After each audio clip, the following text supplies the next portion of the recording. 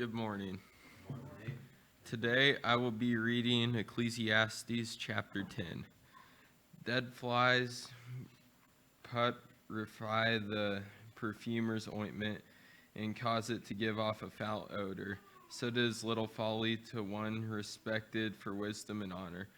Wise man's heart is at his right hand, but a fool's heart at his left. Even when fools walk along the way, he lacks wisdom and shows everyone that he is a fool. If the right spirit of the rulers rises against you, do not leave your post, for consolation pacifies great offenses. There is an evil I have seen under the sun, as an error proceeding from the ruler. Folly is set in great dignity, while rich sit in lowly places. I have seen servants on horses, while princes walk on the ground like servants. He who digs a pit will fall into it, and whoever breaks through the wall will be bitten by a serpent. He who quarries stones may be hurt by them, and he who splits wood may be endangered by it. If an axe is dull and one does not sharpen the edge, then he must use more strength, but wisdom brings success. A serpent may bite it when it is not charmed. The babbler is no different. The words of a wise man's mouth are gracious, but the lips of a fool shall swallow him up. The words of his mouth begin with foolishness, and the end of his talk is raving madness. A fool also multiplies words. No man knows what is to be. Who can tell him what will be after him? The labor of fools wearies them, for they do not even know how to go to the city. Woe to you, O land, when your king is child and your princes feast in the morning. Blessed are you, O land, when your king is the son of nobles and your prince feasts at the proper time, for strength and not for drunkenness.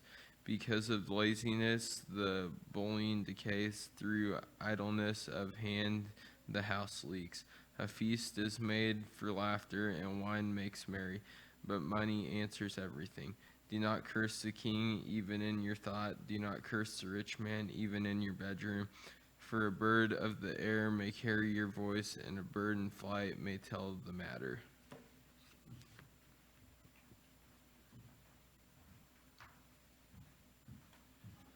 Thank you, Nathan.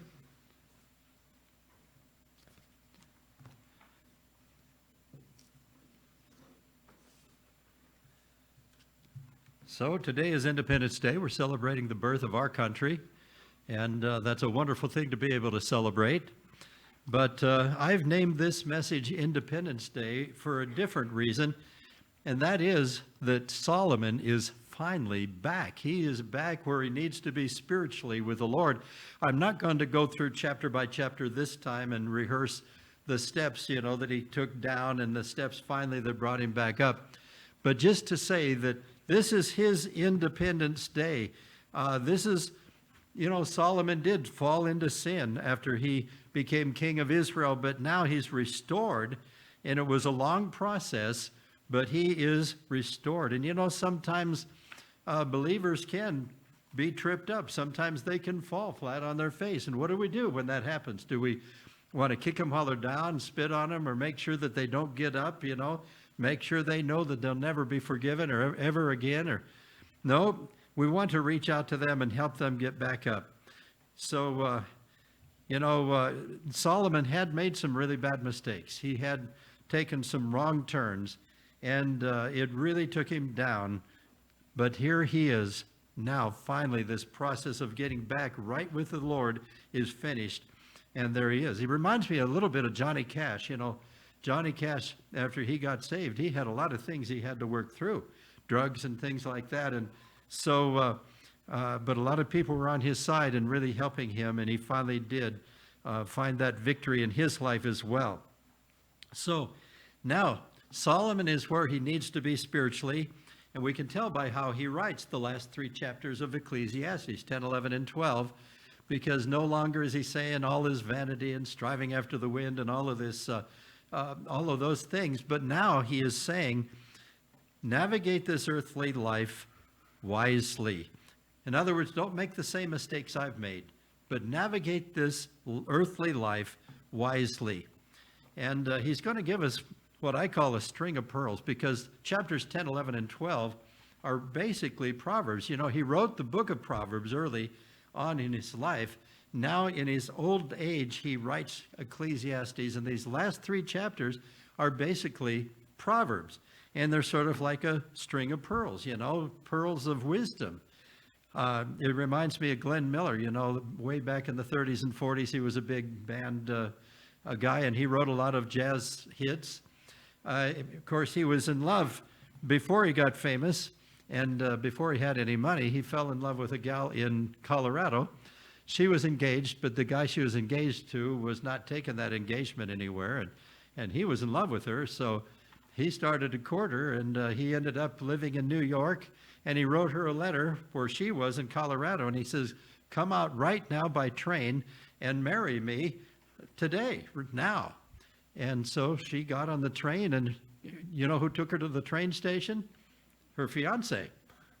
That's how serious he was about her. So anyway, she went out and married him, and they had some rough times until before he wrote any of his hits. He wasn't making much money, and he always wanted to give her a string of pearls and never could. But one day, you know, he had some big hits, and he was making money. It was coming in, and it must have been an anniversary they were celebrating. They had the family all together, and not only did he give her, present her with a string of pearls, finally, that he'd promised her, but he also wrote a song called String of Pearls. So I think about, Glenn Miller, when I think of these pearls of wisdom that Solomon gives us.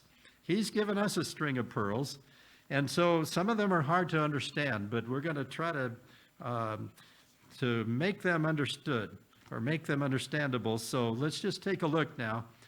10 pearls of wisdom.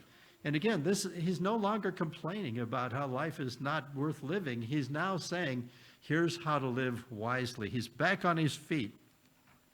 And when somebody gets back on their feet, we need to acknowledge that too, and not just say, well, you know, you're never going to be forgiven. You're just going to have to live with your sin. But he's back on his feet, and here's the wisdom he gives us. First of all, in verse 1, he says, a little foolishness can stink everything up. A little foolishness can stink everything up. Look at verse 1. He says, dead flies putrefy the perfumer's ointment. And is that ever hard to say? Dead flies putrefy the perfumer's ointment and cause it to give a foul odor. So does little folly to one respected for wisdom and honor. So the picture here is you've got this perfume that somebody has made, and the flies are attracted to the sweet smell of that perfume. They get into the bottle and they die, and must be a lot of them that die, and it causes the perfume to stink. And so no woman is going to want to wear that perfume. So he says, just as dead flies putrefy the perfumer's ointment and cause it to give off a foul odor, so does a little folly, a little foolishness, a little silliness to one who is respected for wisdom and honor. And I wonder if he's referring to himself again, if this is autobiographical. He was a man who was respected for his wisdom and honored for his position as king, and he had been a good king.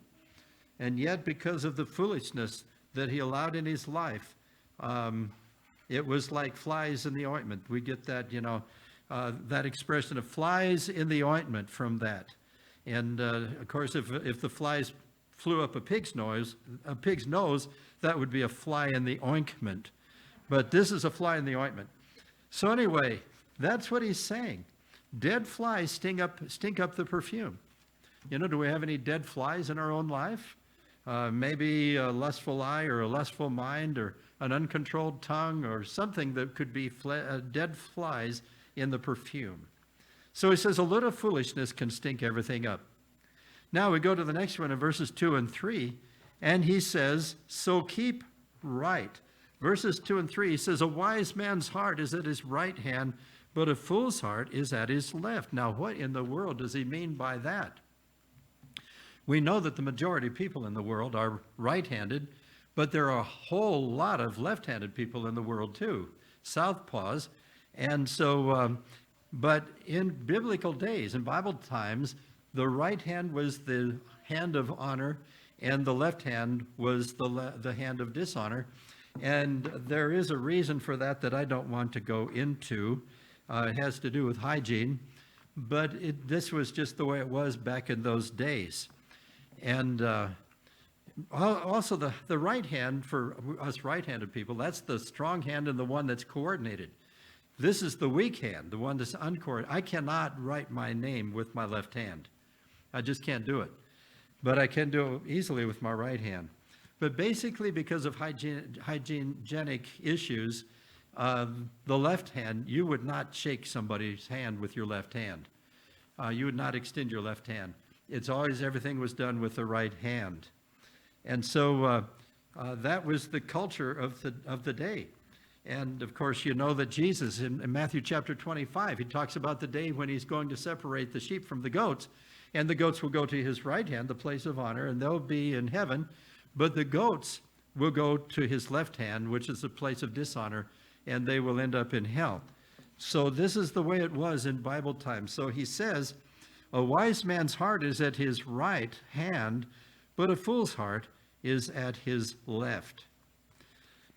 In verse 3, then, he says, even when a fool walks along the way, he lacks wisdom, and he shows everyone that he's a fool.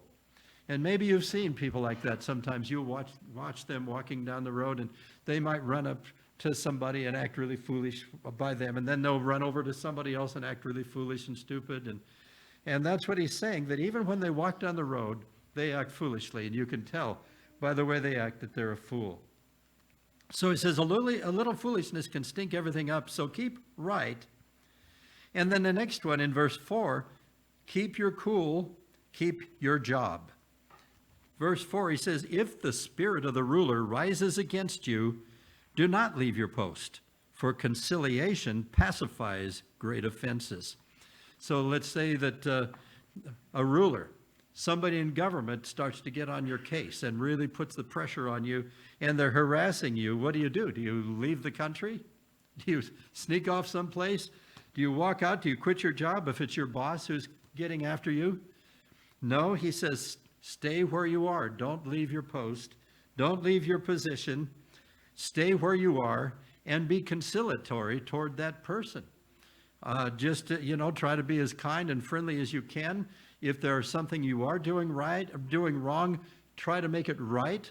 Do the right thing, fix what's wrong, but always show that person respect, because he says conciliation pacifies great offenses. So by returning good for evil over time, your offenses, whatever he's angry about, can be something that passes over and is gone, and you can actually have a good relationship with your boss. I was listening to someone a while back who was counseling someone who was really unhappy with his job. And this person said, well, now think about your supervisor that just got thrown into the position he's in, and think about what he's going through, what he has to handle. Put yourself in his place and think about why he is treating you the way he is, because all of this has been thrown on him. And I thought this was real good advice, and just to stick with it. Don't quit the job, just stay with it. You know, as I say, when Kathy and I got married, we moved to Lewistown, Montana, and I got two jobs. My old job working on the weekend, washing hospital laundry, which was quite a job. But during the week, I was working in the fad shoe and clothing store. I had worked in a grocery store, but never in a clothing store. So sometimes I would get myself in some trouble. For example, I always tried to keep busy. Sweeping the floor, cleaning all the glass, and keeping everything shiny, and sweeping outdoors, whatever needed to be done, so that when my boss came back from a break, he wouldn't find me just doing nothing. But every once in a while, one time he was selling a shirt, and the customer just loved the shirt. And he was in the process of buying the shirt when my boss realized that it was the wrong size for the guy. What had happened is it had been put in the wrong place on the rack, and it was a customer that had come, looked at the shirt, put it back on the rack, but in the wrong place. And I found out that it was my responsibility. I hadn't been told this, but I needed to, every time customers left, I needed to go around all the racks and make sure that all the smalls were together, all the mediums, all the large, everything was in their place. The pants, the shirts, we sold sweaters, and the piles of sweaters had to be in the right piles. All of this had to be right because one day he was selling a sweater and the same thing happened. The guy loved the sweater, was going to buy it, and suddenly Bert realized that it wasn't his size. And he almost sold him the wrong size. And I got chewed out for that. So I learned that I had to change my ways and make sure that everything was always in the right place. Well, and I treated Bert with respect all that time. And when it came time for Kathy and I for me to leave the fad shoe clothing and Kathy and I to go to South Dakota with Rural Home Missionary Association, Bert and I were in pretty good terms. And Bert presented me with a brand new pair of Red Wing boots, double insulated. I still have them today. Red Wing's so good. I still wear them if it's cold outside and I have to shovel snow. But you see, if you just stick to your job, just stay with it, and don't leave, don't run away when these conflicts come up. But just keep your cool, keep your job, don't leave your post. That's what he's saying in verse 4. That was something that worked for me. Then in verses 5 through 7, he says, everyone in his place. Now this really sounds strange. It says in verse 5, there is an evil which I've seen under the sun, something terrible in the country, an evil, an error proceeding from the ruler. Something terrible is happening. Verse 6, folly is set in great dignity while the rich sit in the lowly place. Warren Wiersbe says, the world tends to honor the fool and try to humiliate the honorable. And that's true, especially if you watch the news. But he says in verse 7, I've seen servants on horses while princes walk on the ground like servants. Terrible. It's an emergency. It's awful. Well, back in that culture, this was something that they took pretty seriously. Everybody had their place, and everyone needs to be in his place. And for servants to ride horses while the noblemen were walking, that just seemed like it was a terrible disgrace. And, we can kind of see that. You've heard this at Christmas time, we see Christmas cards picturing Mary and Joseph going to Bethlehem, and Joseph is leading the donkey and Mary being pregnant and having a long, hard trip to Bethlehem. She's on the donkey. And some Bible scholars have said that would never, ever be the case, because it would be humiliating for the man to walk leading the donkey and let his wife ride it. Just humiliating. It wouldn't.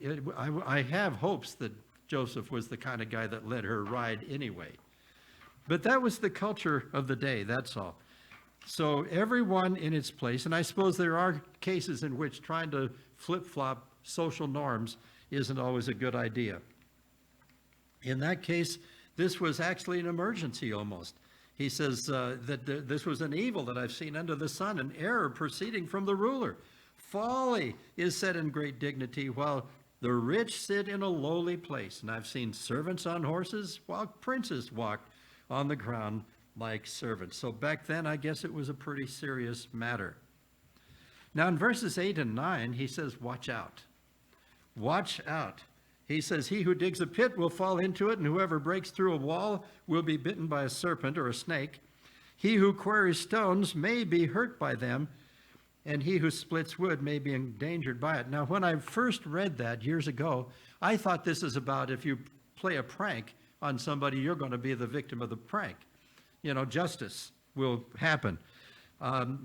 He who digs a pit will fall into it. Reminded me of what an uncle of mine told me. He's in his 80s now, but he said when he was a kid, on Halloween night, he liked to go with his friends, and they would go and they would move somebody's outhouse so that the pit, you know what the pit is in an outhouse, the deep hole, would be at the entrance. And if somebody come out in the dark, they'd fall into the pit. Well, my uncle did that for a couple of times, and so the third time, they went out to move the outhouse, and the farmer had beat him to it. He had already moved the outhouse, so the pit was near the entrance, and my uncle fell in. That's what I thought this meant when it says, he who digs a pit will fall into it. Somebody pulling a prank is going to be the victim of their own prank. And whoever breaks through a wall would be bitten by a serpent, and I just thought that was an act of vandalism, and that, if you did that, you'd be bit by a snake.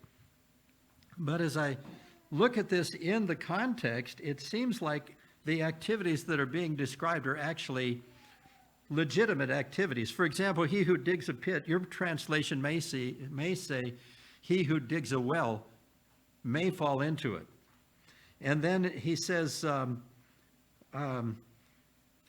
whoever breaks through a wall may be bitten by a serpent. But this could be actually somebody doing some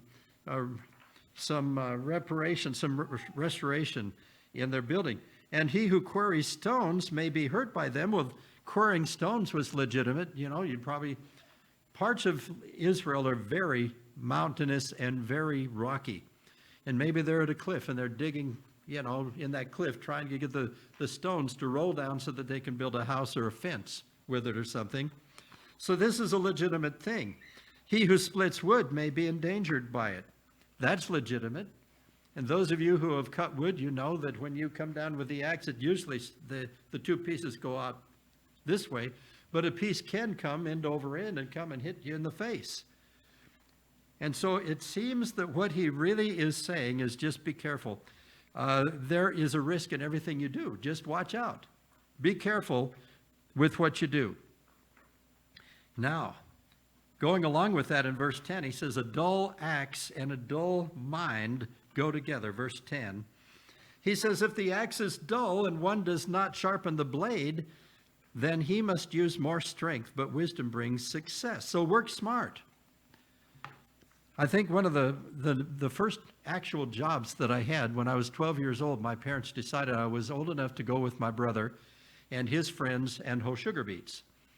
And so we had a crew, and of course we got paid by the acre, and the farmer had figured out how many rows to an acre there were.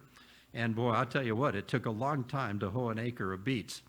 But my brother and the guys he was with carried files in their back pocket. And so when they got down to the other end, they'd go to the next set of rows, and they'd make their way back, and they'd pull the file out, and they would sharpen their hoe. And they really gave a lot of time to it. And then they'd go back down to the other end, come back, and they'd sharpen the hoe. Every time they came back to this end, they'd sharpen their hoe, and it took time. And you would think that it would make them slower, but just the opposite. They were very fast workers because they took time to sharpen that hoe. And so, you know, we can sharpen ourselves in the Word of God, or we can sharpen ourselves in whatever job we do. But he says, if the axe is dull, one does not sharpen the edge or the blade, then he must use more strength and get less out of it, by the way. But wisdom brings success. So make sure that you file whatever it is that needs filed. Now, in verses 11 through 15, he says, words like snakes must be tamed. Words like snakes must be tamed. Verse 11, a serpent may bite when it is not charmed. In other words, you know, the snake charmer's got the cobra in the basket, and he's playing the little oboe, and he's playing all this weird music, and that snake is focused on the charmer. But maybe the charmer has just kind of got his back turned, he's not paying attention, and somebody walks by the basket and gets bit by the cobra. So he says a serpent or a cobra might bite if it's not charmed, and the babbler is no different. Now, what's a babbler?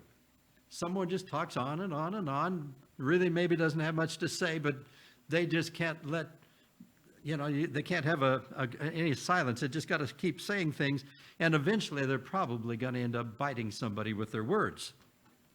Now, in contrast, we start with verse 12.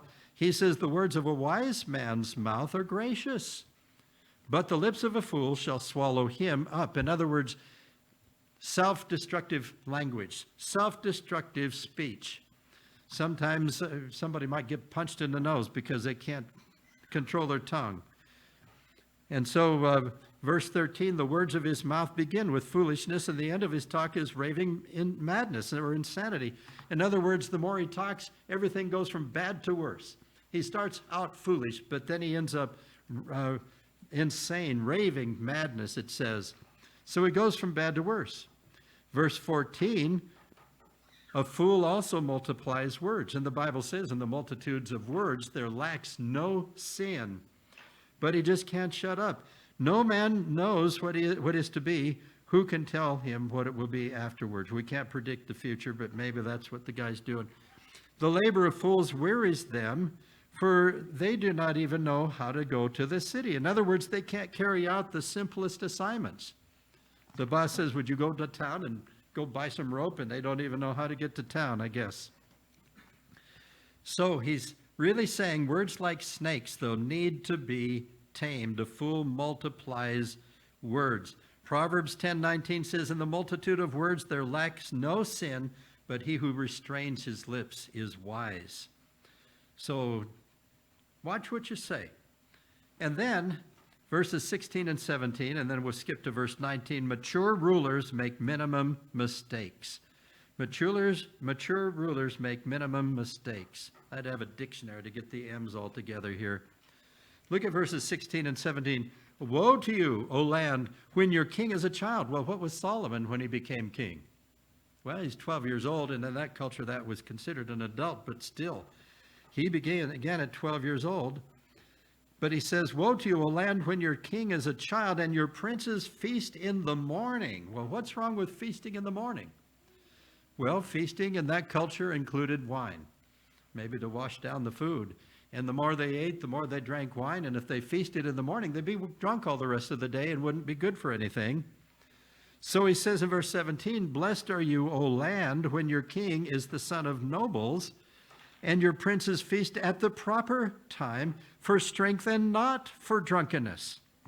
So in other words, they'll eat later in the day and maybe be less likely to overindulge with the wine. Now drop down in verse 19. He says, a feast is made for laughter. And that's true. You get together for a feast. I hope downstairs when we get together for the fellowship dinner today, that there'll be a lot of laughter around the table. He says, a feast is made for laughter and wine makes merry, but money answers everything. And that's true. Money can answer just about anything. I think about the woman who divorced her husband over religious differences. She worshiped money and he didn't have any. So anyway, money answers everything. Now we come back to verse 18, and he says, carelessness causes condos to collapse. Look at verse 18. This is right up with the news, isn't it? Because of laziness, the building decays, and through idleness of hands, the house leaks. And what did they see down there in Surfside, Florida, before that part of the building collapsed? They saw that it was, when it rained, it leaked down into the parking garage, and they knew that the building wasn't right. And so inspections were made, warnings were given, but that thing collapsed before everybody could get out. And unfortunately, I think there's something like 148 probably who were dead because of this. What a tragedy that is. Carelessness causes condos to collapse. Because of laziness, the building decays, and through idleness of hands, the house leaks.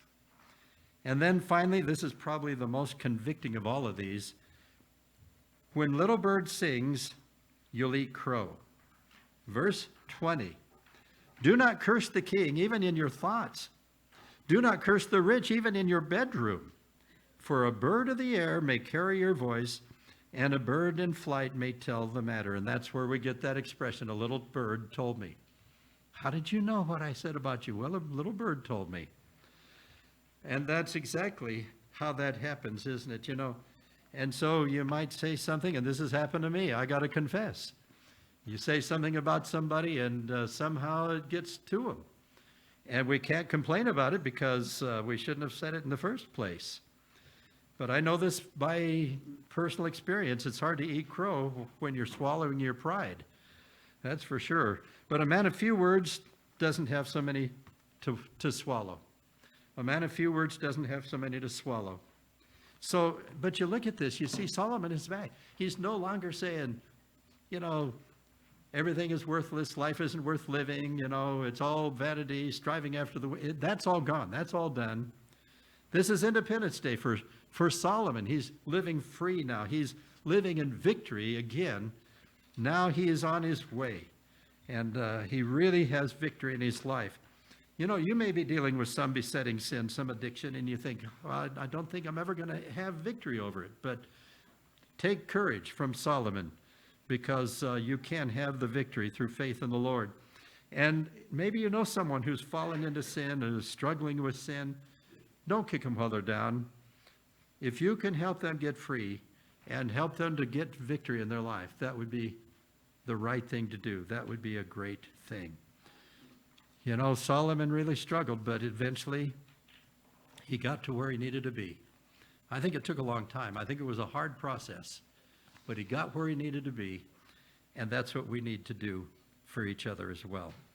So, Lord, we are grateful that we can celebrate the birth of our country. That's so wonderful, the freedom that we enjoy politically and in other ways, freedom of speech and all the rest. But, Father, we desire also that we walk in freedom, freedom from sin. We know we're not going to be sinlessly perfect in this life, but we know that we can have victory. We can live in victory, and I pray that you'd enable us to do that so that we will have the freedom also of speech to tell others how they can be saved or to encourage people who are struggling in their own lives. May that be true of us, I pray, that we are the ones who are helping and reaching out, helping those who are in a deep pit to get out of that pit. I pray these things in Jesus Christ's name. Amen.